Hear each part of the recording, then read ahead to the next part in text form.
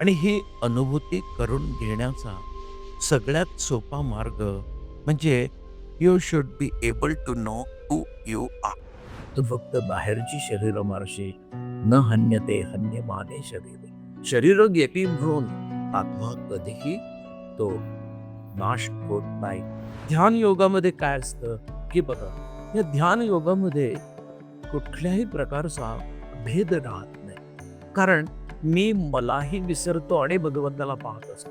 ध्यानामध्ये मी माझं स्वतःचं स्वरूप पाहू शकतो.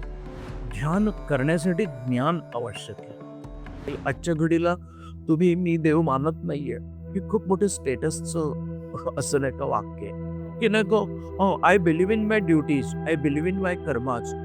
Even though you don't know what is your duty, हे सगळं समजल्यावर त्याने युद्ध हे तडीस नेलं पाहिजे. म्हणून मनावर देखील कसा ताबा मिळवायचा, म्हणून सुवर्णा हा ध्यानयोग भगवद्गीतेमध्ये आहे. या तरुण मुलांना सुद्धा आजही ध्यान करणं सहज, सोपं आणि शक्य आहे. फक्त just change your attitude and try to understand what are the intuitions. वैराग्य म्हणजे काय? अंगाला सगळं फासायचं आणि निघून जायचं नाही. या वैराग्यामध्ये काय आहे? तर या वैराग्यामध्ये आंतरिक तृप्ती, याला वैराग्य. देव म्हणजे फक्त चांगले विचार. परित्राणाय साधूना.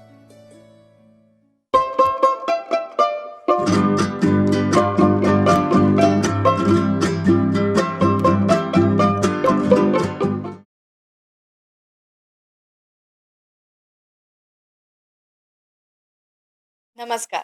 टॉक टाइम मराठी पॉडकास्टमध्ये मी सुवर्णा तुम्हा सगळ्यांचं पुन्हा एकदा स्वागत करते. मागच्या एपिसोडमध्ये आपल्याला संन्यास योगाबद्दल काकांकडनं योग्य ते मार्गदर्शन मिळालं. आता आपण पुढच्या अध्यायाला म्हणजेच 6व्या अध्यायाला, भगवद्गीतेतील 6व्या अध्यायाला आपण सुरुवात करतोय. ध्यानयोग. तर हा ध्यानयोग म्हणजे नक्की काय आणि हा युद्धभूमीवर कसा आला हे आपण काकांकडनं ऐकूयात. नमस्कार काका. नमस्कार. हा ध्यानयोग युद्धभूमीवरती कसा आला आणि ध्यानयोग म्हणजे नक्की काय? जसं संन्यास योगाबद्दल आमचे काही मिसकन्सेप्शन्स होते, तर ते आता क्लिअर झाले. तसे ध्यान योगाबद्दल तुम्ही काय सांगाल? नमस्कार. पुन्हा आपली उजळणी केल्यासारखं ही भगवद्गीता शिकायची असते. ह्याच्यामध्ये असं आहे की आपण आता ज्ञानोत्तर कर्म करतोय. आपण आधी ज्ञान मिळवलंय, मग कर्म करतोय. हो. मग त्यातला इंटरेस्ट काढून घेतलाय. हा इंटरेस्ट म्हणजे काय? एक ego. It's a physical ego, valuable ego, prestigious ego, identity ego. हे असे इगो आहे. ज्याला मराठीत नुसतं अहंकार म्हटलं तर दुखावला जातो. अहंकार हा या विश्वाच्या निर्मितीमध्ये 3 वेळा आलाय. म्हणून इंग्लिश शब्द इगो हा तेवढ्यापुरता आपल्याला आता भास होतो. हो. मीच सगळं करू शकतो. हे निघून गेलंय आता. हो. ज्ञान मिळालंय. हं. आता ह्याच्यामध्ये होतंय काय, की आम्हाला एकच गोष्ट पाहिजे, की हा जो कोणी मी म्हणतो, बघा हं. कृष्ण काय म्हणतो, की सुहृदा सर्वभूतानां. सगळ्यांशी अत्यंत प्रेमाचं, जवळचं आणि भेदशून्य असं जर समजा नातं ठेवणारा कोणी बघायचा असेल, तर तो मी एकटाच आहे. आता इथे तो मी म्हणजे कोण? नाहम करता आपण मगाशी म्हटलं. हं. नारायण इति समर्पयामी म्हणजे नारायण वेगळा आणि समर्पण करणारा वेगळा आहे. बरं. मग हाच मी आणि मीच तुझ्या बरोबर असतो असं कृष्ण अर्जुनाला सांगतायत. हो. मग हा बरोबर असणारा कृष्ण म्हणजे कोण? मग त्याला कसं ओळखायचं? मग प्रत्येक ठिकाणी तो आपला सारथी कसा आहे? तोच सारथ्य का करतो? किंवा तोच सारथ्य का करू शकतो? ह्या सगळ्या गोष्टींसाठी आपल्याला स्वतःकडे पाहावं लागतं. बरं. ह्याच्यामध्ये सेल्फ प्रॅक्टिस काय असते सुवर्ण? की मी हे खरंच केलंय का हो? हं. माझी कॅपॅसिटी नसताना हे माझ्याकडून कसं काय घडलं? बरोबर. आणि मी काहीच केलं नाही तरी कसं काय झालं? या तीनही ठिकाणी उत्सुकता आहे. पण क्रमाक्रमाने आपला इगो संपत जातो. खरं. म्हणून मग या अगदी डीप नको जायला. पण समजेल इतकं तुम्हाला स्पष्ट करून सांगतो. हो. म्हणून या ध्यान योगाबद्दल जर बोलायचं झालं, तर आधी मी कसा आहे हे मला माहिती असलं पाहिजे. आणि मग तो मी जेव्हा स्वतःमध्ये बघतो, त्याच वेळेस आपल्याला आपल्यामधल्या कृष्णाची, आपल्यामधल्या गुरूंची, आपल्यामधल्या चैतन्याची, ह्या सगळ्याची रिअलायझेशन म्हणजे अनुभूती होते. बरोबर. आणि ही अनुभूती करून घेण्याचा सगळ्यात सोपा मार्ग म्हणजे you should be able to know who you are. आणि तोच प्रश्न मला विचारायचा आहे, हू एम आय? खरं. म्हणून ह्या प्रत्येक वेळेस कृष्णाने अर्जुनाला सांगताना सुद्धा काय सांगितलंय, मी तुला निमित्त म्हणून खूप चांगला आहेस म्हणून तुला शोधलंय. पण तू नाही केलंस तर हे काम मी करणार आहेच. मग हा मी कोण आहे? तर माझ्यात पण मी आहेच ना. बरोबर. मी एक प्रश्न विचारू का? असं तू म्हणतेस. हं, हं. ठीक आहे, मला येईल तेवढं मी उत्तर देईन. मी पण मी म्हणतोय. हो. मग हा जो एक कॉमन मी प्रत्येकामध्ये आहे, त्याला म्हणतात की नो युअरसेल्फ. बरोबर. आणि ते समजण्यासाठी जे आपण सर्वसाधारण प्रॅक्टिस करतो, त्याला ध्यान योग म्हणतात. आपण दुसऱ्या अ, अध्यायामध्ये आपण सांख्ययोग बघितला होता, हो, हो. की हा आत्मा वेगळा असतो आणि शरीर वेगळं असतं. हो. आणि शरीर जातं पण आत्मा तसाच राहतो. बरोबर. मग मी आत्माच आहे का? मग मी आत्मा असेल तर मला स्वतःला ओळखायचं कसं? कारण मी शरीर मारत होतो, हो. म्हणून मला प्रश्न पडला, असं अर्जुन म्हणालाय. हं. मग त्याने सांगितलं, की शरीर ही मरत नाही, न हन्यते हन्यमाने शरीर. ही शरीरं मरतात, पण ती शरीरं जगवणारा जो आहे, त्याच्यामध्ये राहणारा जो आहे, ज्याला क्षेत्रज्ञ म्हणतात, ज्याला आत्मा म्हणतात, ज्याला मी म्हणतात, जीव म्हणतात, असं सगळं काय, काय, काय, काय म्हणतात. पण तो मला समजण्यासाठी मला सगळ्यात सोपी गोष्ट काय? तर मी स्वतःमध्ये वाकून पाहणं. बरं. एकदा अंतरंगामध्ये आपण आपल्या वाकून पाहिलं, की आपण आपल्याला कसे दिसतो, त्याला ध्यान योग म्हणतात. अगदी साध्या भाषेत. हो. ध्यान योगावर बोलायचं, तर मग आपल्याला 4 दिवसाचं वर्कशॉप घ्यायला लागेल. फक्त ध्यान घेऊया योगावरच. ना आपण तेही घेऊ. पण ह्या याच्यामध्ये अर्जुनाला फक्त काहीही झालं, तरी युद्ध करण्याच्या सात्विक विचारांपासून त्याला दूर न करणं. कारण क्षत्रियाचा धर्म आहे युद्ध करणं. क्षत्रियांच्या युद्ध करण्याच्या आणि स्वधर्माच्या पालनाने अनेक लोकांना जे निर्बल आहेत, त्यांना संरक्षण आणि आधार मिळतो आणि धर्माचंही रक्षण होतं. इतके उदात्त हेतू होते. मी नुसता अवतार घेऊन आलोय म्हणून मला मदत कर. हा कृष्ण नव्हे. बरोबर. कृष्ण करू शकत होता. आणि उलट पक्षी भगवान गोपालकृष्ण अर्जुनाला तू कोण आहेस याची ओळख करून देत आहेत. म्हणून हा 6वा अध्याय, हा जो ध्यान योग आहे, या ध्यान योगामध्ये नक्की माझं या विश्वामध्ये येण्यासाठी काय प्रयोजन आहे? नुसतं मी घर, दार, गाड्या, घोडे, संसार, बायका, पोरं, ह्या सगळ्या मायेच्या स्थूलातल्या आणि मेटाबॉलिक गोष्टींमध्येच मी जर रमणार असेल, तर मी स्वतःला कधी ओळखेन? बरोबर. हे स्वतःला ओळखलं तर तुला तुझ्या कर्तव्याची जाणीव होईल. तुला तुझ्या कर्मांमधल्या निष्काम ताकदीची जाणीव होईल. आणि मग जी परमशांती मिळेल, ती दुसऱ्या कशानेही मिळत नाही. म्हणून ध्यानामध्ये आधी तू सस्वरूपाला जाणून घे. स्वतःला ओळख, तर तू मला ओळखशील. असा ह्या ध्यान योगाचा अगदी थोडक्यात सांगायचा, थोडक्यात म्हणजे झाला बराच वेळ, हो, पण हो. तरी थोडक्यात सांगायचं, तर हा ध्यान योगाचा बेस खरा तो आहे, की तू कर्तव्यापासून दूर जाशील, तर तू स्वतःला क्षमा करू शकणार नाहीस. मग मला माझं कर्तव्य काय आहे? वर्णाचं कर्तव्य आहे प्रत्येकाचं. बरोबर. हे माझं कर्तव्य मला स्वतःहून करता आलं पाहिजे. प्रेमाने करता आलं पाहिजे. ते निष्काम भावनेने करता आलं पाहिजे. त्याच्यामध्ये कुठलंही इंटेन्शन असलं नाही पाहिजे. काका, जसं युद्धभूमीवर अर्जुनाची मनाची जी अवस्था होती, ती थोडीशी अस्थिर होती. तर आत्ताच्या घडीला तरुण मुला-मुलींचं फोकस होत नाही किंवा मन मन खूप अस्थिर असतं. तर तिथे हा भगवद्गीतेतील ध्यानयोग कसा मार्गदर्शक ठरेल? हा प्रश्न तसा काळजीचा वाटतो सुवर्णा, हो. की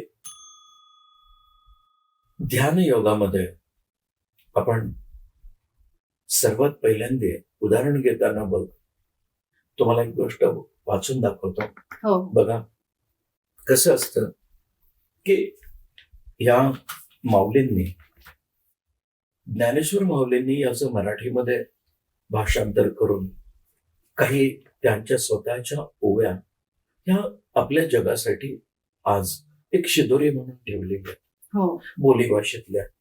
त्याच्यामध्ये बघा, ते काय म्हणतात, की उलगडून विचारणारा आणि निरागसपणे बोलणारा जर प्रश्न असेल, प्रश्नकर्ता असेल आणि तोही शिष्य असेल आणि तोही भक्त असेल, एवढ्या सगळ्या गोष्टी जुळून आल्यानंतर मग भगवान श्रीकृष्ण हे सगळंच्या सगळं मनमोकळं का नाही सांगणार?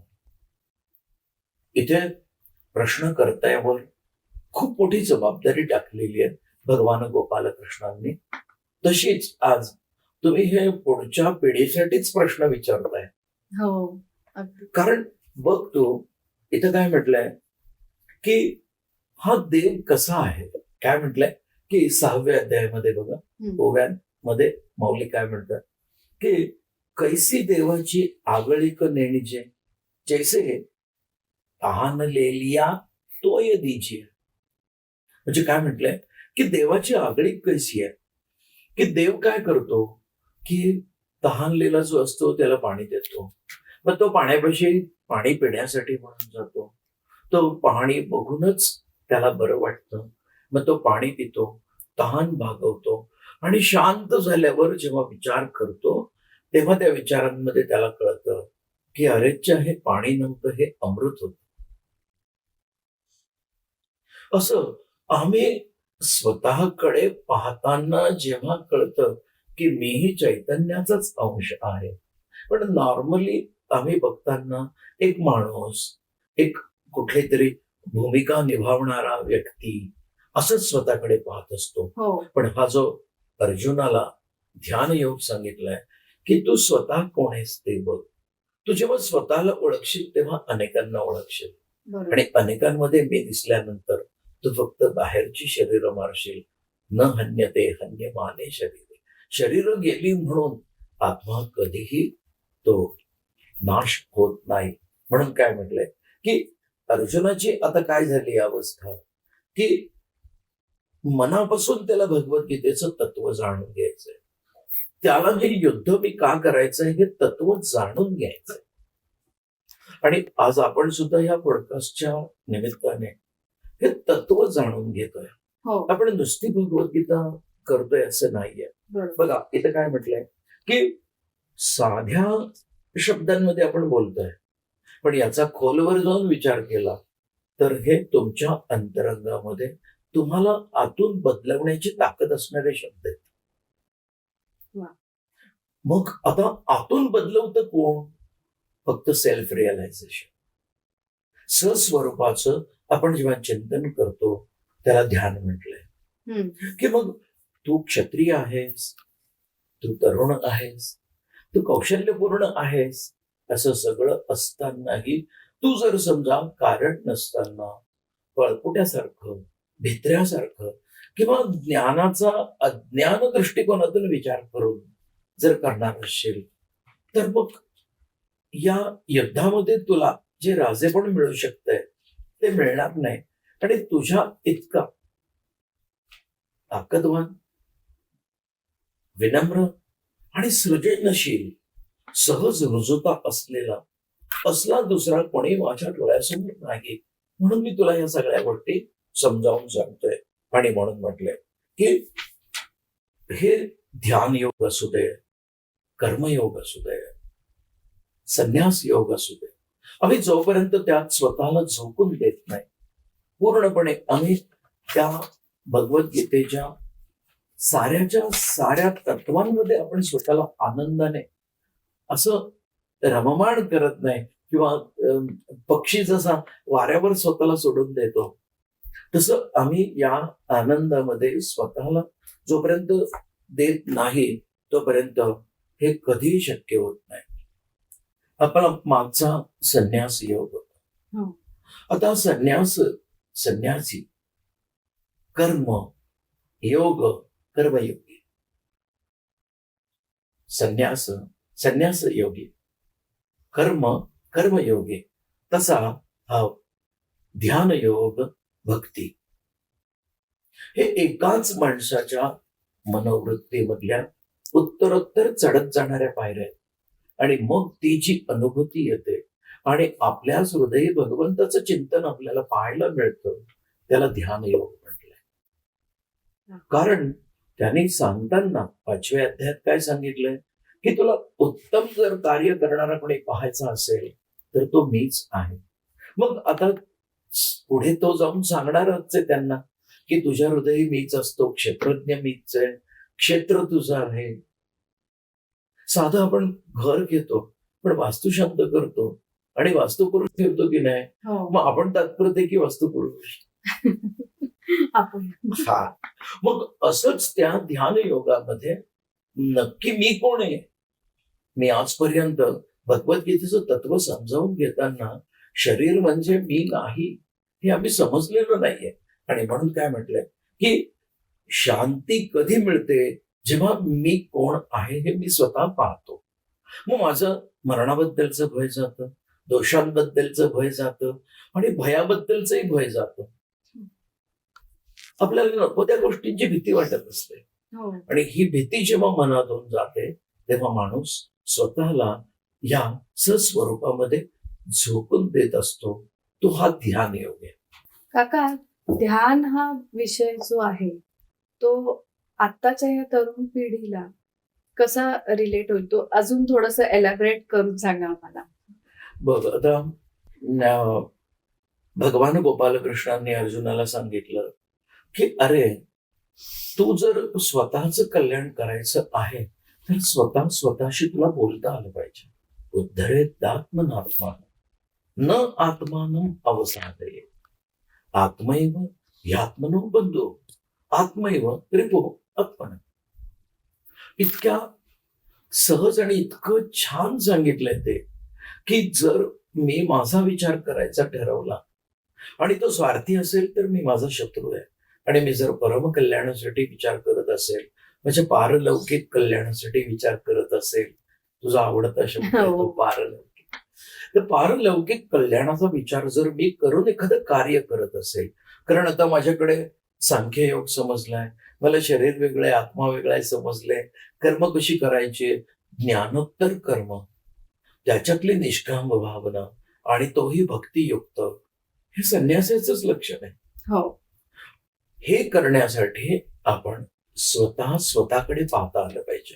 म्हणून बघ काय म्हटलंय की या मनावर ताबा मिळवणं अवघड आहे असं म्हणतात. मागे आपला एकदा विषय झाला होता, त्यात आपण म्हणत होतो की या पंचमहाभूतांचं जर हे संयोग आहे तर यातले दोष आम्ही काढू शकत नाही. मग हे दोष कसे आम्ही सोपे करून घेऊन करू शकतो, तर आम्ही या मनाला समजून सांगू शकतो की तुझ्या एवढं मोठं कोणी नाही, तुझ्या एवढं मोठं कोणी नाही, तू विश्वाचा विचार करणारा पाहिजेस, तू अनेकांचा विचार करणारा पाहिजेस. असं जेव्हा तुम्ही रोज थोडा थोडा वेळ त्याला द्याल, त्याला सांगाल आणि त्याला समजावून सांगताना तुमची जी एकाग्रता होते, ही एकाग्रता रोज ठराविक वेळेस केली, एकाच जागी बसून केली की आजचं तुमचं हे ध्यान वगैरे जी शिबिरं घेतात ती लोक हे करतात. हा ध्यान योग कसा सांगितलाय की त्याने स्वतःला अंतरंगातून जे स्थूलामध्ये अडकवलेलं होतं ते काढून सूक्ष्माचं चिंतन मनामध्ये करण्यासाठी त्याला सांगितलं, तेव्हा तो ध्यान योग झालेला आहे. या ध्यान योगामध्ये काय असतं की बघा, या ध्यान योगामध्ये कुठल्याही प्रकारचा भेद राहत नाही, कारण मी मलाही विसरतो आणि भगवंताला पाहत असतो. हो. आणि या ठिकाणी जे भगवंताचं कार्य आहे तेच कार्य माझं आहे हे मला पुन्हा पुन्हा समजत असतं.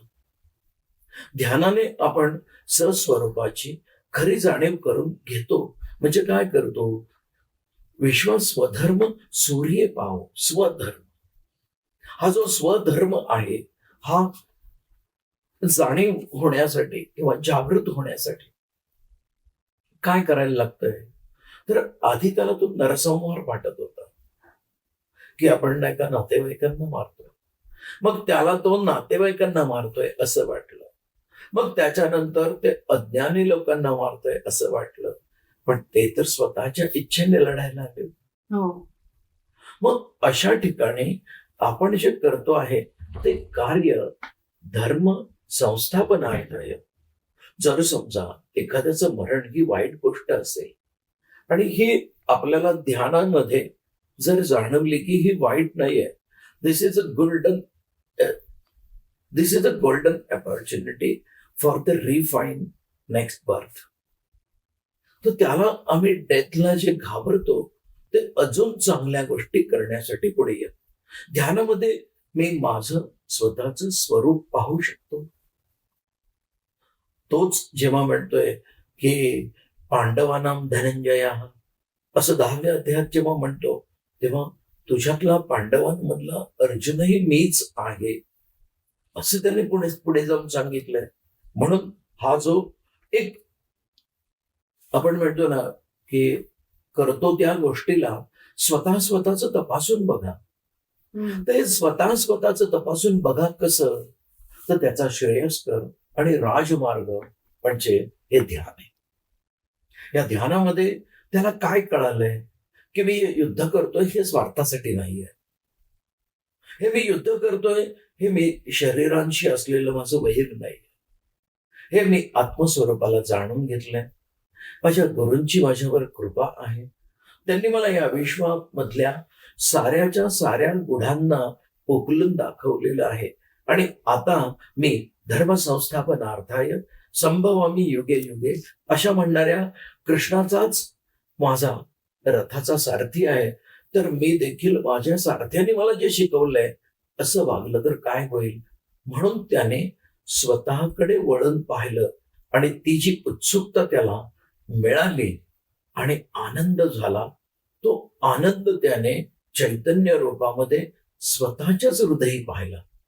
आणि मग त्याला कळालं की अर्जुन मला व्हायचं नाहीये, मला कृष्ण जो आहे तोच कृष्ण माझ्या हृदयातला व्हायचंय.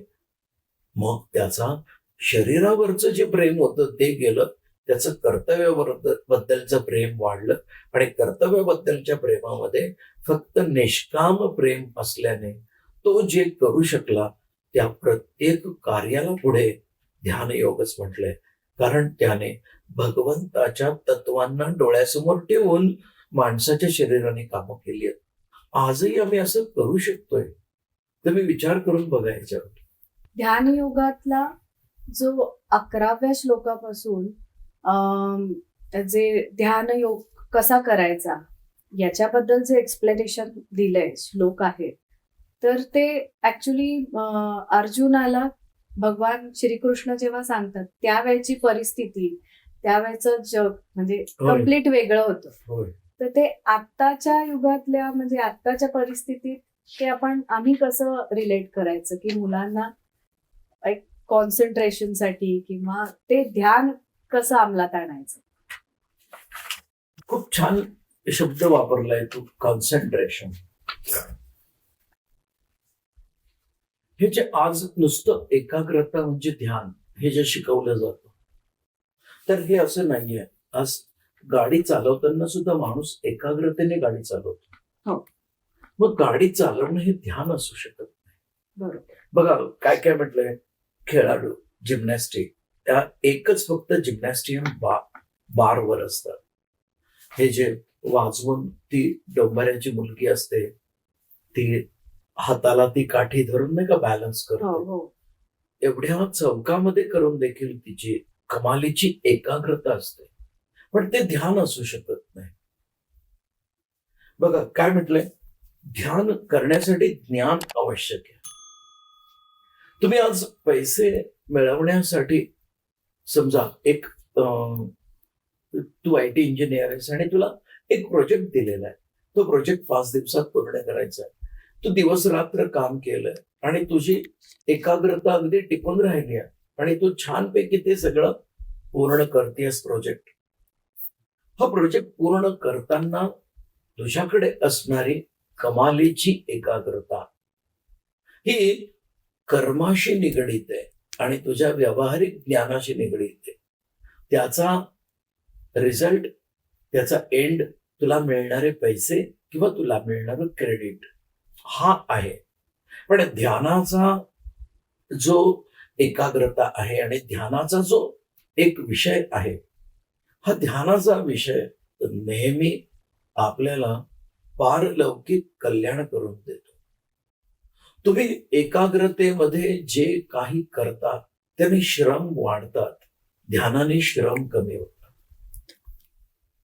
ध्यानामध्ये आज मी काय केलं पाहिजे, तुम्ही आज बघा, हे विचारलंच आहे यंग मुलांसाठी म्हणून सांगतो, तुम्ही प्रॅक्टिस करून बघा. तुम्ही 10 मिनिटं शांतपणे बसायचं. कोणत्याही कारणासाठी तुम्ही स्वतःशी बोलायचं नाही. असं एक 10 मिनिटं बसून बघायचं. विचार आला की म्हणायचं आत्ता नको, 5 मिनिटं थांब. कुठला विचार आला की म्हणायचं आत्ता नको, 5 मिनिटं थांब. मग तुम्हालाच तुमचं आतमध्ये ऐकायला येतं, 5 मिनिटं थांब, 5 मिनिटं थांब, काय चाललंय. मग तुम्हाला कळतं मी तर विचार करत नाहीये, मग 5 मिनिटं कोण म्हणतंय. मग ते कुतूहल वाढत जात. काय आहे, प्रत्येकाशी आपला आतमध्ये राहणारा मीच माझ्याशी बोलत असतो, पण मी बाहेर रमलेलो असल्यामुळे मला आतमधलं पटकन ऐकायला येत नाही. मग याच्यासाठी काय सांगितलंय की तुम्ही एका शांत जागी बसा. ह्या सगळ्याचं कारण काय, ध्यान योग सुद्धा या भगवद्गीतेमध्ये येणं, युद्धभूमीवर येणं, किंवा आज तुम्ही या व्यावहारिक जीवनामध्ये जगताना ध्यान योगाची एवढी महत्व आणि किंमत काय आहे, तर या ध्यान योगाने हे भटकणारं, सुखदुःखाची जाणीव करून देणारं, भेद निर्माण करणारं हे जे मन आहे, आपण पटकन म्हणतो की नाही, अरे पण तुझ्या मनाला काही वाटेल की नाही, तर हे मन वाटत असतं आणि फिरत असतं. ते वाटू देत असतं आणि फिरवतही असतं.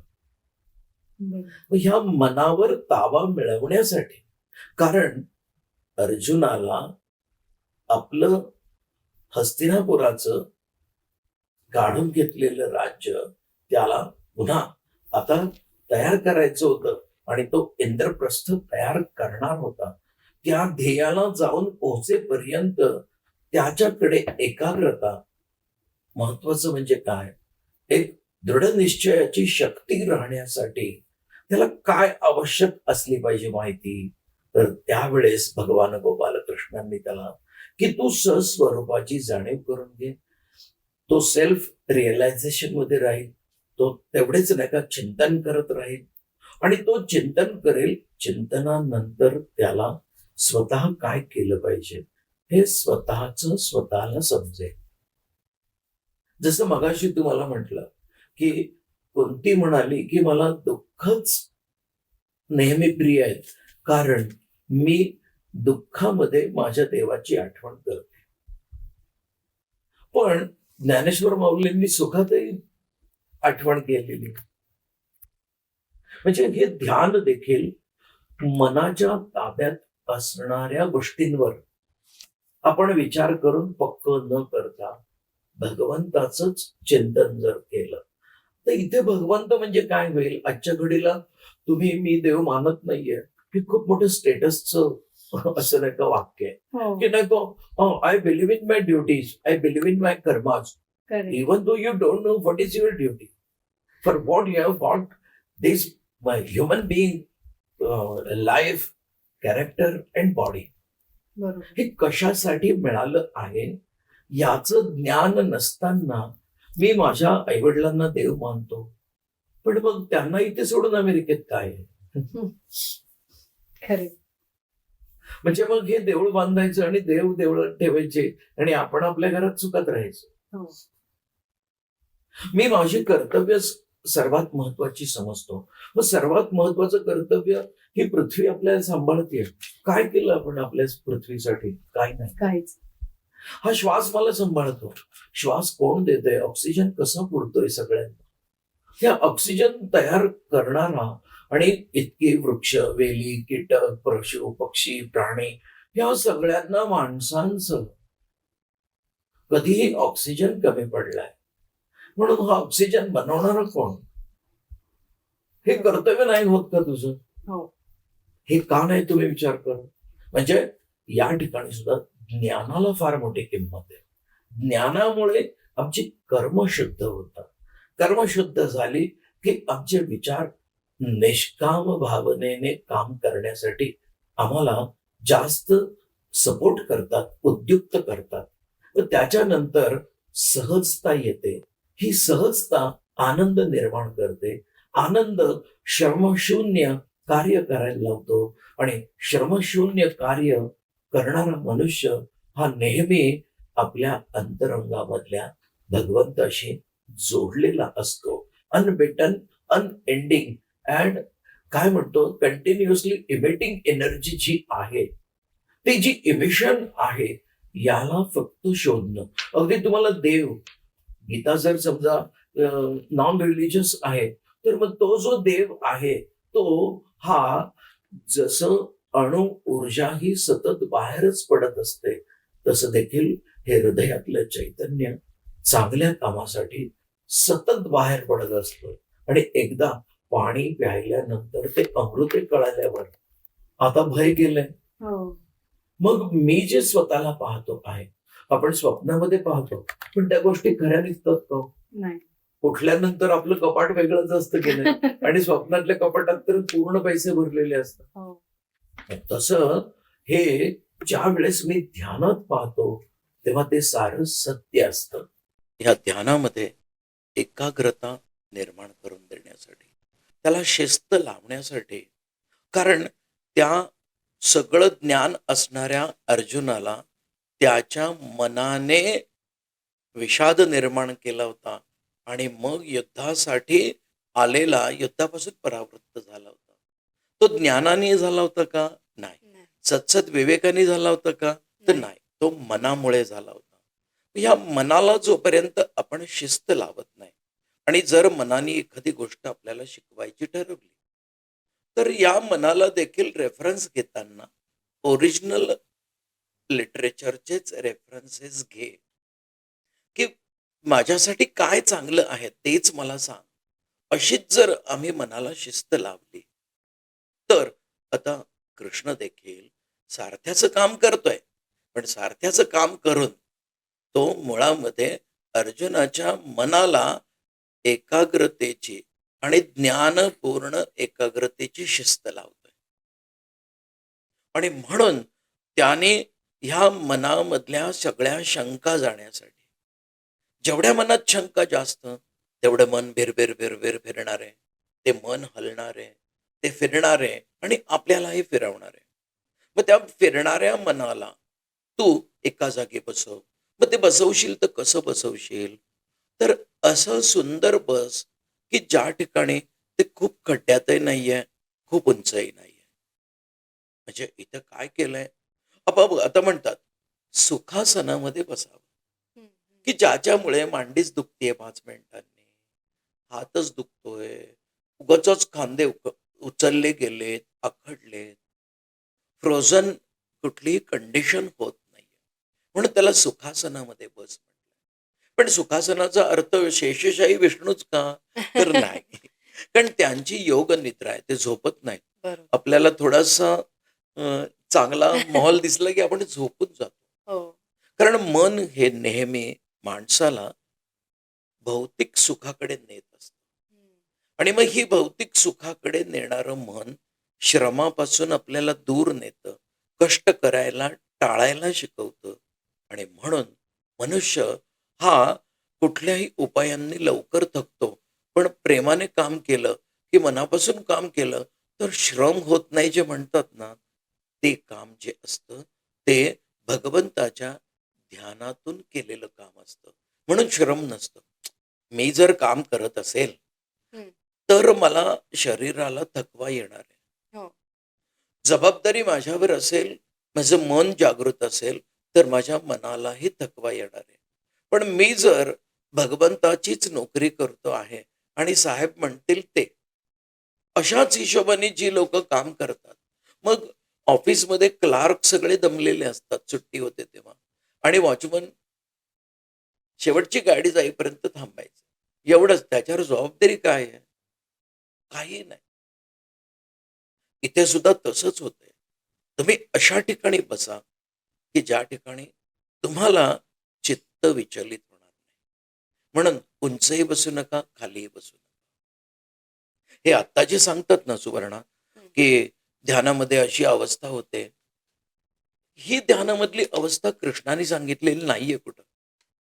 ही ध्यानामधली होणारी अवस्था ही मगाशी ऑडियन्समधल्या एकाने विचारलं होतं ना, हो. की ही ध्यानामधली जी अवस्था आहे, ही ध्यानामधली अवस्था माऊलींनी कुठेही लिहिलेली नाहीये, की तुम्ही असेच पडाल, तुम्ही तसेच पडाल. काहीही शिकवतात. आसन कसं असावं? ज्याच्यामध्ये आपण सुखात बसलेलो असू. मग ते आसन म्हणजे काय? बसायची जागा आणि बसायची वस्तू. मग आज समजा एखादा वयस्कर मनुष्य आहे, त्याला मांडी घालून बसता येत नाहीये. मग मांडी घातल्यानंतर काय होतं? डाव्या पायावर उजवा पाय बसतो. हो. मग आज आम्ही देखील खुर्चीमध्ये डाव्या पायावर उजवा पाय टाकून बसलो, तर ती मांडीचीच अवस्था झाली की नाही? बरोबर. पण त्यावेळेस जर एकाग्रता वाढत असेल आणि त्या एकाग्रतेमध्ये पैसा, प्रमोशन, टीम, बक्षीस, त्याच्यानंतर काय म्हणतात त्याला, परफॉर्मन्स सर्टिफिकेट, असं काही जेव्हा नसेल तशा बसण्यामध्ये, तशा ध्यानामध्ये, तेव्हा मी स्वतःशी बोलू शकतो. म्हणून असं म्हटलंय, "चैलाजीन कुशोत्तरम." आणि उत्तरच का? तर उत्तर दिशेला हे ज्ञानाचे अधिकारी भगवान सदाशिव आहेत. म्हणून आपलं तोंड उत्तर दिशेला असावं. म्हणजे काय? तर आम्हाला ज्ञान मिळवण्याची मनापासून इच्छा असली पाहिजे. प्रत्यक्षामध्ये शरीराचं तोंड कोणत्या दिशेला? मला सांग. समजा एखाद्या ठिकाणी अवघड प्रसंगी, अत्यंत अवघड प्रसंगी एक अपघात झालेला आहे. हं. त्या अपघातामध्ये आम्ही 12-15 जण आहोत आणि आमची 12-15 जणांची गाडी इकडे-तिकडे अस्ताव्यस्त पडली. त्यात कोण कुठल्या दिशेला कसं पडलंय माहिती नाही. पण कोणी कुठेही पडलेलं, जमिनीकडे तोंड असो, वरती आकाशाकडे असो, उत्तरेकडे बघत असो, नाहीतर पश्चिमेकडे तोंड असो, इकडे पाठीमागे टॉयलेट असो, नाहीतर पाठीमागे महादेव मंदिर असो. तो देवाला हाक मारताना त्याच्या आणि माझ्यामध्ये फक्त तो आणि मीच आहे, दुसरं काहीही नाही. म्हणजे काय? तर त्याला सर्वस्व मानल्याशिवाय अर्जुनाला कृष्ण काय शिकवतोय? तू त्याला सर्वस्व मान. या चैतन्याला सर्वस्व मान. आणि तिकडे तुमचा शकुनी मामा काय शिकवतोय? तू राज्य सोडू नको, राज्याला सर्वस्व राज्याला मान. सर्व. बरोबर. कशी स्वतःच्या अभ्यास करून तुलना करायची. हे जे मन, उद्या तुम्ही शकुनी मामांचं ऐकून तुम्हाला तेही नाही का योग्य वाटतील. द्रोणाचार्यांनी भेदभाव केलाय कोणी म्हटलं, की तेही तुम्हाला बरोबर वाटेल. हो. मग या सगळ्या गोष्टी ज्यावेळेस आम्ही मनाच्या आधाराने करतो, त्या मनाला ताब्यात घेण्यासाठी, की जेणेकरून हे सगळं समजल्यावर त्याने युद्ध हे तडीस नेलं पाहिजे. म्हणून मनावर देखील कसा ताबा मिळवायचा, म्हणून सुवर्णा हा ध्यानयोग भगवद्गीतेमध्ये आलाय. या ध्यान योगाचा प्रत्येकाला खूप फायदा आहे. मी माझ्या आयुष्यासाठी काम करतोय, माझ्या कल्याणासाठी काम करतोय, ही भावना ज्याच्याकडे आहे त्याचं काम प्रामाणिक आहे. मला माझ्या मालकाने मी इंटरव्ह्यूला दिलेल्या, मला ज्याने कोणी सर्व्हिस दिली आहे, त्या माणसाला मी इंटरव्ह्यूमध्ये दिलेल्या कमिटमेंटवर त्याने विश्वास ठेवला आहे. मग त्या विश्वासांची परतफेड मी निर्मळ मनाने काम करून जर केली आणि आहे त्या पगारामध्ये सुरुवातीला समाधान मानलं आणि आपल्या कामावर विश्वास असेल, तर तुम्ही तुमच्या ऑफिसमध्ये केलेलं, प्रेमाने केलेलं पगारापेक्षा जास्त रुपयाचं काम हा एक प्रकारचा आज 2025 साली निश्चित ध्यान योग आहे. कारण इथे आपण त्याने फाईल किती केल्या आहेत याचा विचार करत, त्याने प्रोजेक्ट 7 दिवसात केलाय, मला 3च दिवस लागले. तू स्पर्धाही करत नाहीये. I want my product very the best which is always beneficial for my institution. असा ज्याच्याकडे विचार आहे त्याच्या हातून घडणारी प्रत्येक गोष्ट हे ध्यानच आहे. त्याच वेळेस आपण समोर आलेल्या सगळ्या बिकट प्रसंगांना युद्ध समजून एकाग्रतेने विचार करून भगवंताने काय सांगितलं आहे तसंच मी वागतो आहे का हे रिअलाइज करणं आणि ती ड्युटी परफॉर्म करून पूर्ण करणं, तीही हॅपीली. आणि ती ड्युटी पूर्ण झाल्यानंतर, ते कर्म पूर्ण झाल्यानंतर फक्त तुझ्यामुळे मी हे करू शकलो का, तर तू मला आतून प्युअर इन्स्पायरेशन्स दिली. ही जेव्हा प्रत्यक्षामध्ये परिस्थिती माझी मला अनुभवता येईल, तेव्हा मी ध्यानातच आहे असंही म्हणता येईल. वा. म्हणून या तरुण मुलांना सुद्धा आजही ध्यान करणं सहज, सोपं आणि शक्य आहे. फक्त just change your attitude and try to understand what are the intuitions. काका, मला पुढचा प्रश्न तुम्हाला असा विचारायचा आहे, की आता अर्जुनाने 34व्या श्लोकात, भगवद्गीतेचा 34व्या श्लोकात असं म्हटलंय, की हे मन ताब्यात ठेवायचं म्हणजे वाऱ्याला मिठी मारून ठेवण्यासारखं आहे. तर हे भगवान श्रीकृष्णांनी अर्जुनाला कसं एक्सप्लेन केलंय? ते तुम्ही अगदी आम्हाला कसं सांगाल? अगदी श्लोक व्हायचंच तुम्ही प्रश्न काढून ठेवलेले दिसतात. हो.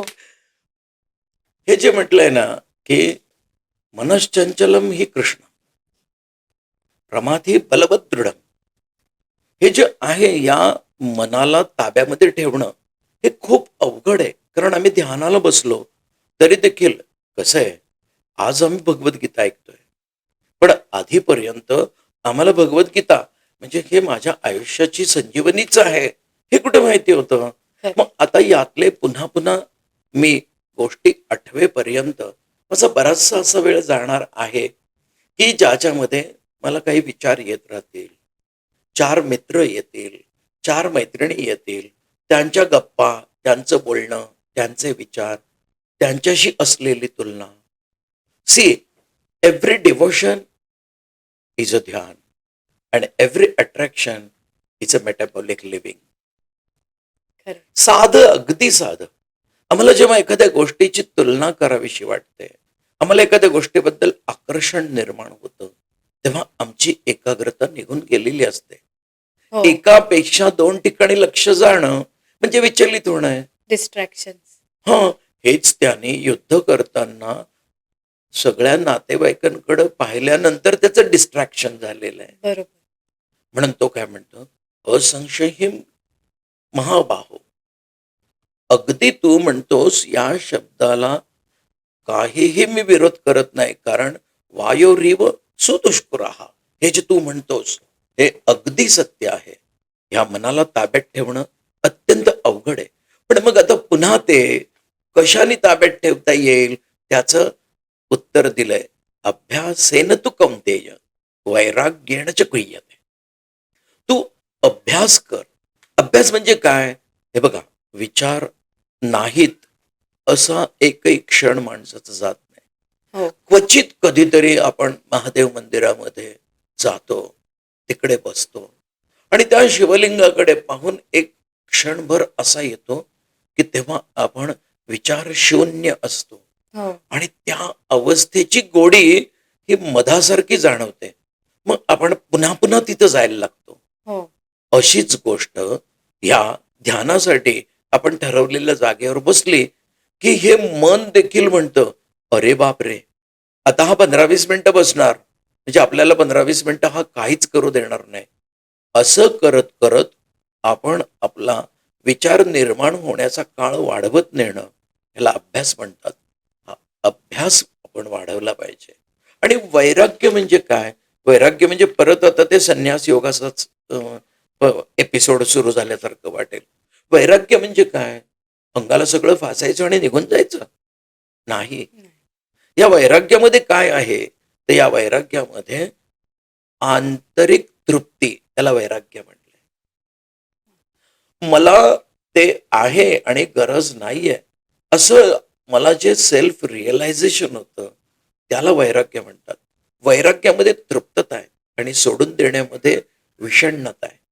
त्याला ते पुन्हा पुन्हा स्वप्न पडलं किंवा कुणाचं पाहिलं तर अरे ते आपल्याकडे पैसे नव्हते ना, मग ते आपल्याला घेता येणार नाही, असं जे वाटतं ते वैराग्य नाही.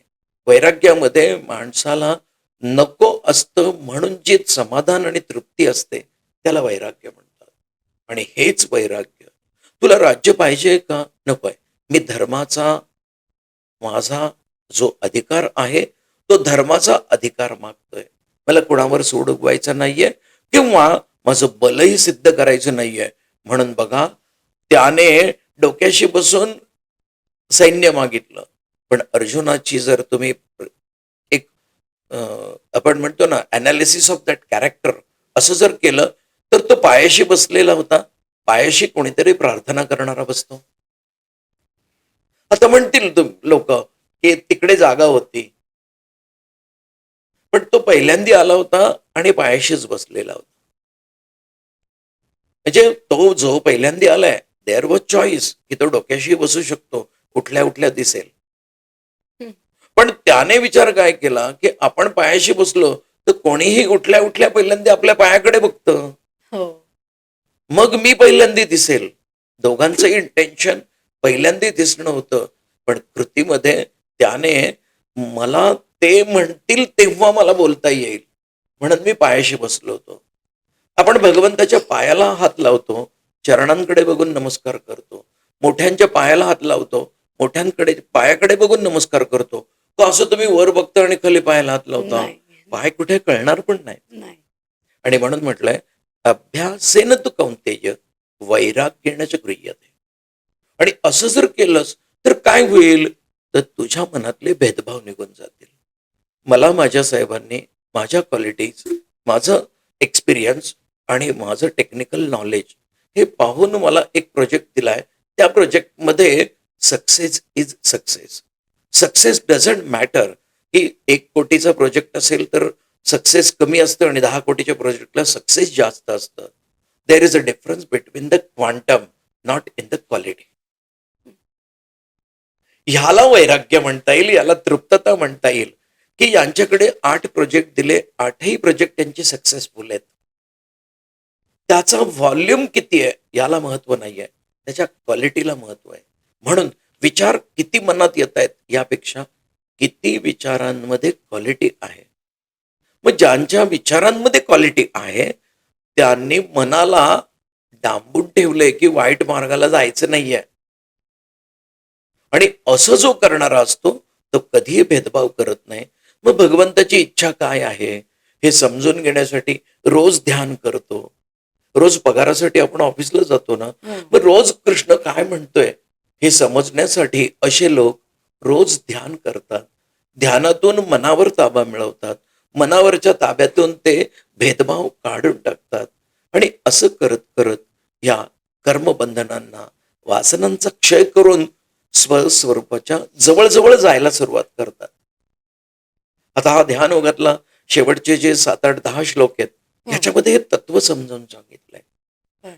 आणि जे चांगलं असतं ते नेहमी एनर्जी वाढवणारं असतं. बघा, कालच एक विषय निघाला होता त्याच्यावरून ते म्हणाले, मला मनामध्ये निगेटिव्हिटी वाटते. जर भगवंत पॉझिटिव्ह आहे तर निगेटिव्हिटी कशी असेल? बरोबर. मग अशाच मनोवृत्तीने मिळवलेलं ज्ञान हे आपल्याकडे एनर्जी म्हणून स्टोअर होतं. पण का काही निगेटिव्हिटी काढायची कशी मनातनं? निगेटिव्हिटी नावाची गोष्टच नाहीये. निगेटिव्हिटी म्हणजे when you are aware for the selfishness, then only you feel that it's a lack of things. हं. आणि हे जे लूप होल्स आहेत, ही लूप होल्स कव्हर अप मी कशी करू? Stop the thinking on that unwanted things. This is the only वे.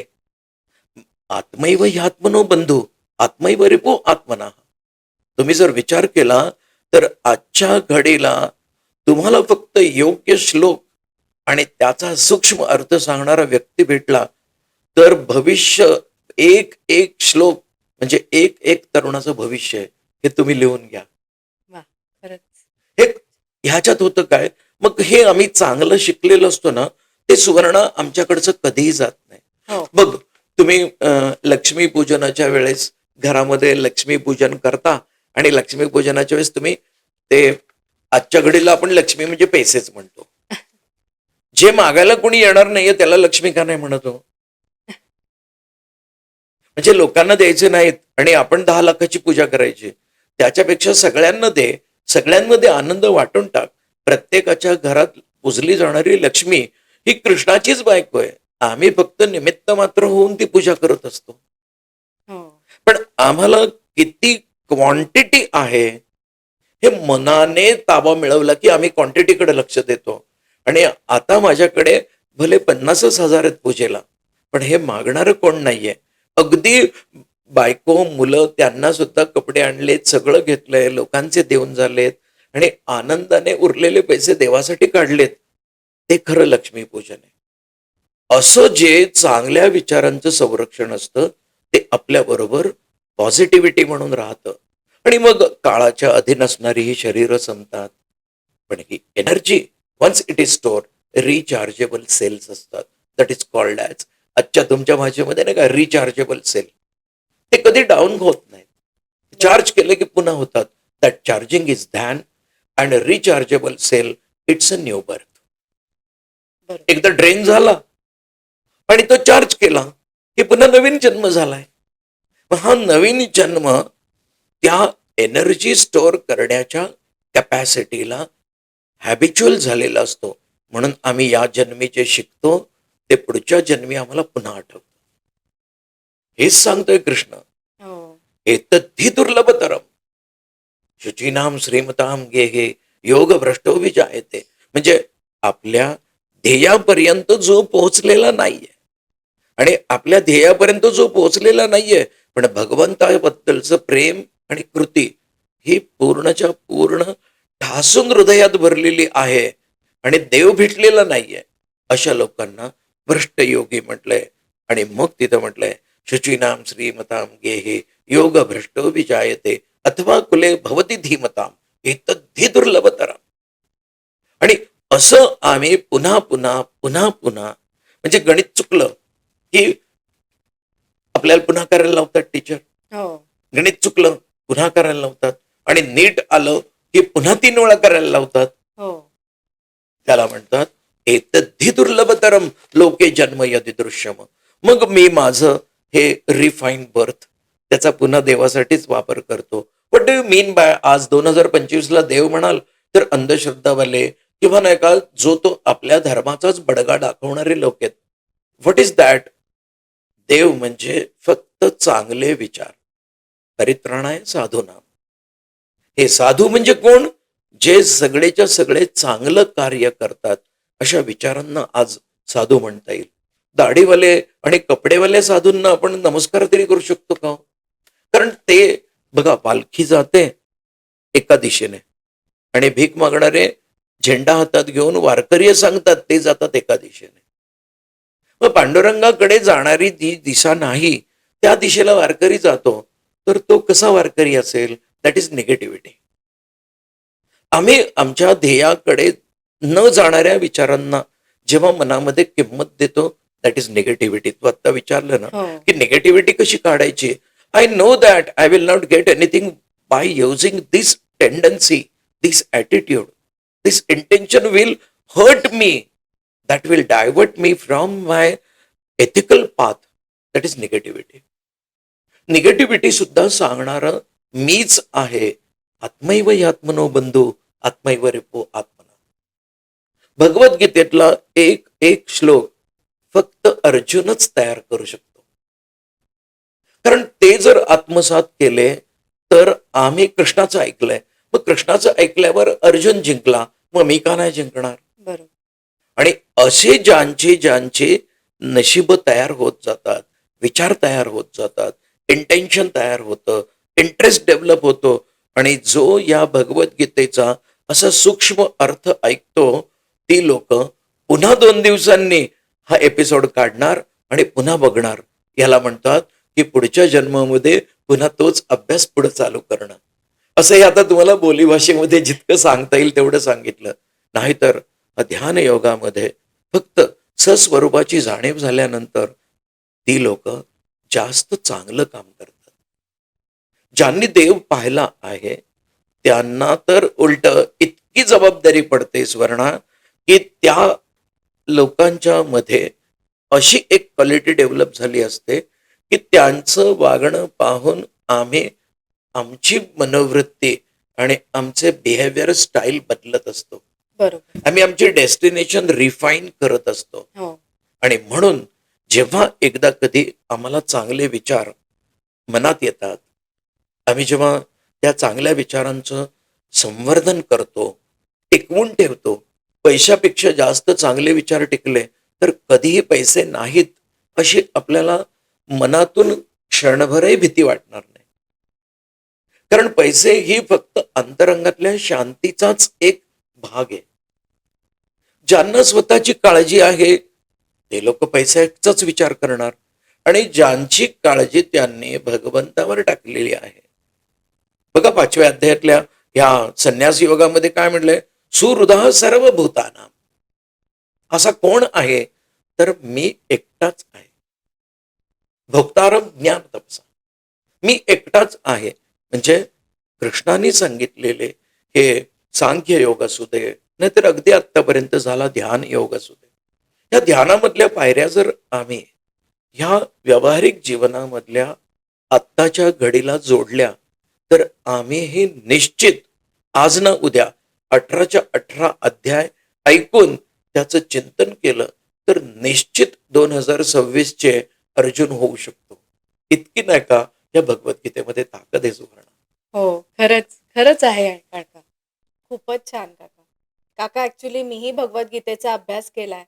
पण तुम्ही जे सांगताय तो अँगल जो भगवद्गीतेकडे पाहण्याचा आणि ऐकण्याचा दृष्टिकोन आहे, तो माझा बदलला. म्हणजे ध्यानयोग हा इतका महत्त्वाचा पार्ट आहे आपल्या आयुष्यात. म्हणजे माझा स्वतःचंच एक्झाम्पल मी घेते, की इतक्या वेळेस आपण एखादी गोष्ट करत असतो, पण ते इकडे-तिकडे लक्ष जातं. एकाग्रता होतच नाही. पण ती एकाग्रता कशी करायची ही काकांनी सांगितली. आणि ते इतकं सोप्या पद्धतीने सांगितलंय, की ते खूपच म्हणजे रिलेट झालंय आणि ते आजपासूनच मी करायला सुरुवात करणार आहे. तुम्हीही हा पॉडकास्ट बघा. तुम्हालाही एक कॉन्क्रीट बेस मिळेल आणि ह्या ध्यानयोगाचा, या पॉडकास्टचा तुम्ही रेफरन्स घेऊन स्वतःला डेव्हलप करू शकता. टॉक टाईम मराठी पॉडकास्टला लाईक, शेअर आणि सबस्क्राईब करायला विसरू नका. बेल आयकॉनवर क्लिक करा. सो म्हणजे तुम्हाला पुढच्या एपिसोडचे अपडेट्स कळतील. आमचे इंस्टाग्राम आणि फेसबुक हँडल्सही आहेत टॉक टाईम मराठी पॉडकास्टवर. या एपिसोडचे आणि प्रत्येक एपिसोडचे आम्ही छोटे-छोटे रील्स त्या इंस्टाग्राम आणि फेसबुक चॅनलवरती आम्ही पोस्ट करतो. तेही तुम्हाला आवडतायत. तिकडेही तुम्ही फॉलो करा ते चॅनल्स. नेक्स्ट एपिसोडच्या अपडेटसाठी बेल आयकॉनवर क्लिक करा. Thank you.